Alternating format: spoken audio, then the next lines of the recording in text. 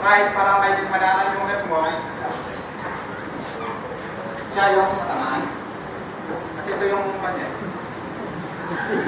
Diba? Kapatan na. Ay, kayo pa na yung andito, no? Kayo nang una. Mga hostess, mga karoon yung mga anak natin. Pag may hostess, tapos itikit na ikaw, mali ka rito, ikaw na yung nag-hostess. Please, mahuli mo ba yung tao? Hawakan mo na yan para hindi siya. Hawakan mo yan para hindi siya naangat. Sige, buhay ka. Ikot ka. Sitaw mo rin yung katawan mo para parang ito.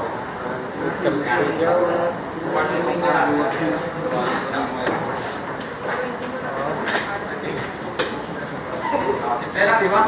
Pero kung tingnan natin yung pagtarang hindi matanggal. Hindi porket marunong kayo magtanggal mag-release ng baril. Ang tao kasi, pag ginawakan yung baril at gusto kong patayin talaga, Putok. mamatay ka talaga.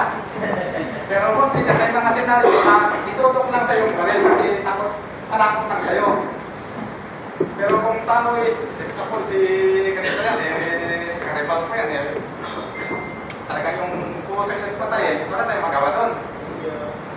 Ang bandang nito is, in case yung tao is may kailangan lang sa'yo, tutukan ka ng baril para hindi ganun yung kailangan mo, or kailangan niya. Kasi nagipit, tapos siyang papatay.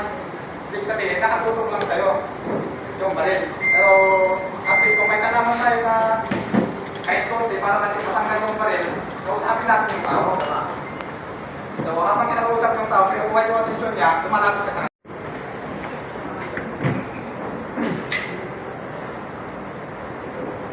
Ibang mas di ganyan. Pag may kailangan ka, ay makapros ka sa kanya, kunin mo yung loob niya matipag-usap. Para maganito yung nakasimple na yung pagay mo. Habang nakiusap ka sa kanya, pag hindi siya matras na talagang kuwan, lalo pa niyang ginagaganyan, ito lang. Yung tinuro ko na naman sa inyo na 45 degrees. Kaya nga sabi ko, good work na yung 45 degrees is, yun yung gamit na gamit. Habang naman, siyempre nakatapat yan sa'yo, pag nag-45 degrees ka, di ba? Malayo na yung baril. Ito lang yung hawakan mo yung baril. Pasok mo yung kamay mo dito. Yan na yung tutukan mo. Siya na rin yung matakot, hindi na ikaw.